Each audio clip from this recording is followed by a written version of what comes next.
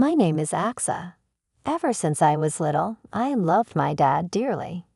He was the kind of man who always put his family first and himself last. He ensured my brother and I never lacked anything, and he took care of my stay-at-home mom too. He would hand over his entire paycheck to her, never complaining, even when he didn't have a dime to his name. Thanks to my dad, my brother and I lived fulfilling lives. I thought our family of 4 would continue to live this way forever. I thought so, but life can be so cruel. Suddenly, I lost my dad, the man I loved so much. It was just when I was in my senior year of high school, and my brother was in 8th grade. That day, like any other, Dad left for work as usual. But then he suddenly collapsed at his workplace and was rushed to the hospital. By the time my brother and I got to the hospital, Dad was already gone.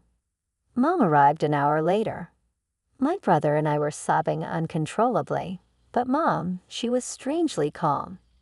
She was shocked by the sudden death of Dad, sure, but she shed no tears.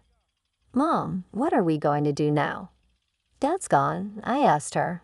Mom was a stay-at-home wife, which meant she had no income. That meant no income without Dad.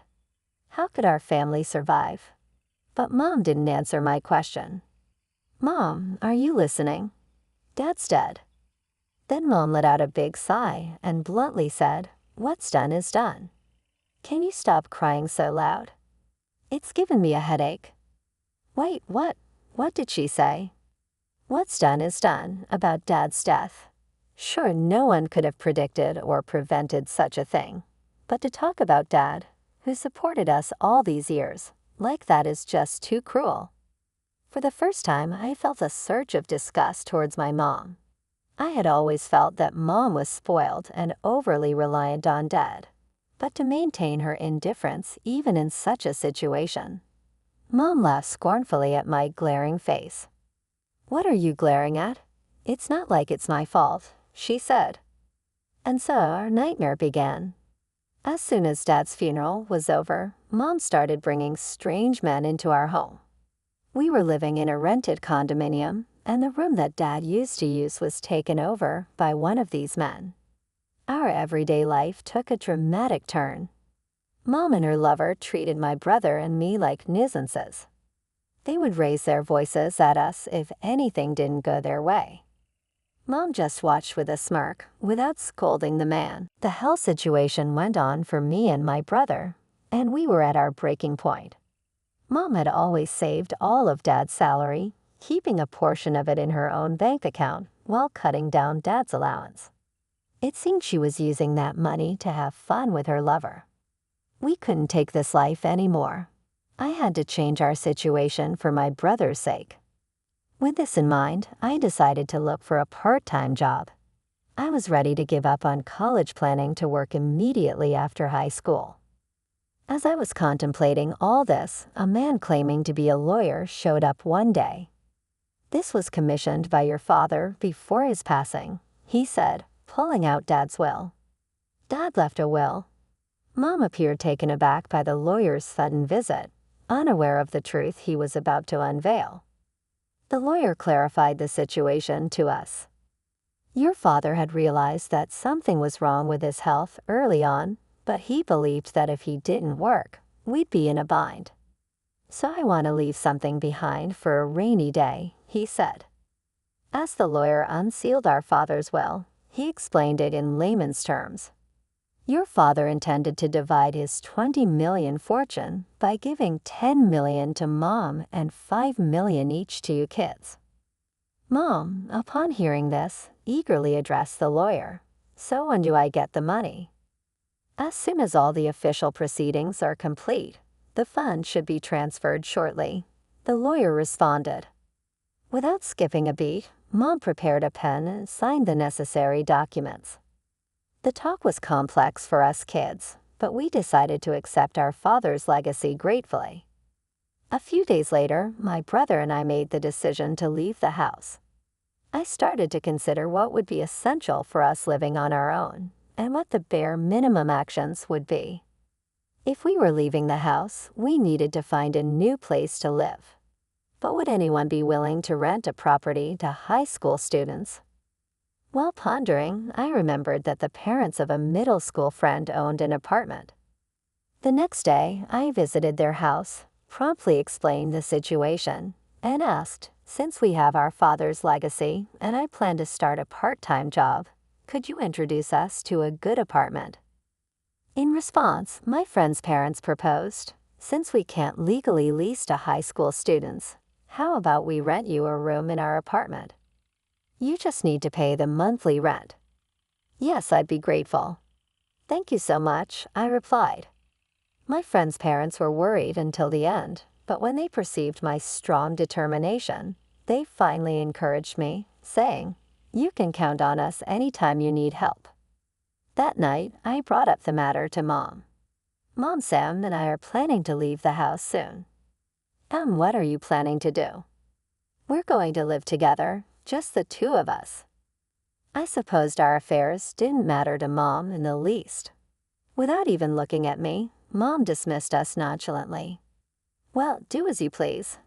I couldn't care less what happens to you two. It'll actually be better without you two around, so you won't get in the way of my time with.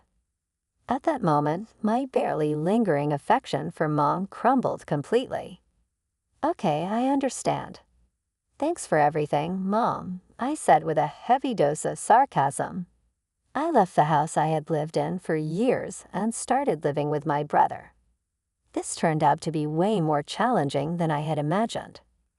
Early morning paper routes, then school, and a part-time job at the supermarket. After returning home, I didn't want to touch the money left by our father, so I tried to cover living expenses with my part-time wage as much as possible. At the supermarket, they gave me the box meals scheduled for disposal, which became our dinner. I knew my brother, being a middle schooler, would want some fun, so I gave him a modest monthly allowance. Here you go, Sam. This is your allowance for the month. But you hardly spend anything on yourself. Don't worry about me. Having fun is an essential experience too, you know. Despite his reservations, I insisted on giving my brother his allowance. I felt guilty about the financial constraints he had to endure because of me, so I wanted to do at least the bare minimum for him. Our life continued like that for a while, and before we knew it, it was fall. The buzz among my classmates was all about where they were going to college. To me, those conversations felt like such a luxury. I couldn't think of anything but where I would work after graduation and how I would help my brother get to college because it was the only thing I could think of. One day, I happened to have the day off from my part-time job. My brother and I were enjoying a leisurely lunch at home when the apartment doorbell rang. Who could it be? I wondered. When I opened the door, there was Mom. Mom, don't you dare call me that now. Where is your banking card? A banking card? I was totally lost. Mom suddenly barged in, demanding the banking card, and I was confused. She ignored my confusion and shouted at me to hurry up and hand it over. Wait a minute, why this sudden demand? Even though I tried to ask, she wouldn't listen. She even went so far as to barge straight into the house, rummaging through the rooms. Hey, Mom, stop it. My brother tried to stop her, but she just pushed him aside with a curt, "Shut up." I rushed to my brother's side, pleading with Mom to stop. Eventually, she found the banking card in the drawer. After checking the untouched balance in the account, she smirked. Oh, there's quite a bit left. You're just like me, doing so well. How admirable, she said. Disgusted, I glared at her, and that must have irked her because she shoved me. What's with that look? Just do as I say. I'm your mother, she said. She left with our banking cards, and I felt so helpless. I sank to the floor, thinking, why, after all the hard work to get this far, did she have to ruin everything again? The peaceful life with my brother that I had finally managed to create, all while working so hard without even touching our father's inheritance, was destroyed. Sis, my brother comforted me as I cried. I felt pathetic for not being able to protect my only brother. Just then, I remembered something. The one letter that the lawyer had given me when he visited a while back. He had said, he asked me to give this to you without letting Mom know. Open this only if you're in trouble. The lawyer, seemingly aware of the situation with Mom, had discreetly handed me an envelope. Life with my brother had started right after, and in all the bustle, I had completely forgotten about it. I opened the letter from my deceased father and read its contents. It was the address was somewhere far away from where we lived, in an area completely unknown to us. However, I figured there must be a reason my father left it. I decided to go to that place with my brother. We got on a plane and then took a taxi from the airport. What awaited us was a house with a grand gate, something you'd only see in movies or TV shows. House. As we stood there, a burly man came out from inside.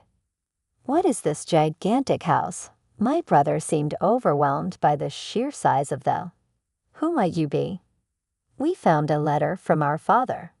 Your address was in it. As we explained the situation, the man began to speak to someone on the phone. After a brief moment, the man changed his demeanor and said, "Please come in," inviting us into the mansion. We were guided to the great room where an elderly woman was sitting alone. Upon seeing us, she greeted us. "Kathy and Sam, right? Nice to meet you. I'm your grandmother." Grandmother. We were shocked and couldn't help but exclaim loudly. We had never heard any stories about our father's family, nor did we even know if we had a grandmother. Not just that, but who would have thought that our father's child at home would be such an impressive estate? "Since you've come, does that mean my son has passed away?" she asked. Her son, that is our father. I gave a small nod to our grandmother. Interrupting me, grandmother took out a large bag and handed it to me. "This is something your father left with me. He said if they ever come to visit, give this to them." When I opened the bag, it was packed with countless bundles of bills, the likes of which I had never seen before. Ignoring our surprise, grandmother began to explain. "We had a falling out a long time ago and didn't talk at all for a while. But about a year and a half ago, he suddenly showed up and left this bag." According to her, our father's family, our grandmother, was part of a long-established gang. Our father had refused to take over the family business and had cut ties with his grandmother after a big fight. When we heard it was a gang, it all made sense. The grand entrance of the house, of course, was a surprise.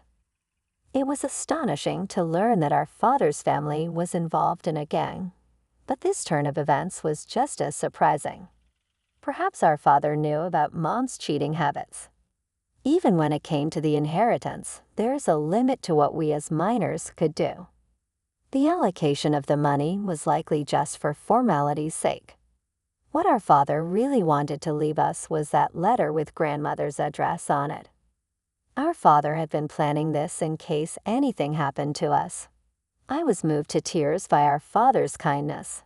I took the time to explain everything, how we'd been treated poorly by Mom and her lover, and how Mom had taken our father's inheritance. After hearing everything, grandmother told us, "You don't need to give up on life because of your mother. I'll get that money back for you. You too need to live your lives with gratitude." We took the bag of money our father left us and returned to our apartment. With this money, I could let my brother go to college as much as he wanted. In addition, our grandmother even promised to pay for my college tuition. Thanks to our father and grandmother, my once abandoned hope of attending college has been fulfilled. "Sis, I'm so happy for you," my younger brother said, giving me a warm smile. He too must have been holding up for a long time. "Sam, it's thanks to you sticking with me that we got through this." "Thank you." As I thanked him, he shyly sniffled. A few days later, grandmother visited our apartment, returning the banking card Mom had taken from us. She had used one of her employees to locate Mom and get our card back. Indeed, quite the gangster. Thinking about it can be a little scary, but amusing at the same time. I made that woman promise she won't bother you ever again. You can live in peace now. Thank you, grandmother. But how? That's not something children need to worry about. From now on, live your lives to the fullest, she said. Before leaving, grandmother gave us those encouraging words. There's a postscript to the story. Mom's lover was actually after Mom's money. When grandmother took back the bank card, he promptly dumped Mom, having exhausted our father's inheritance has left Mom desperately searching for a job. She has been a housewife all her life, so her life from now on will undoubtedly be challenging. However, thanks to my grandmother, peace has returned to our lives. I passed the entrance exams for my first choice university, and am still working part-time, trying to avoid using our father's money as much as possible. I later entered the workforce, and my brother started college. Now that we've reached this point, we're safe. Childhood was long and tough, but there were kind adults watching over us. Our father's lawyer, the couple who rented us the apartment, our gangster grandmother, and our beloved father, Dad. Every morning, my brother and I pay respect to our father's portrait.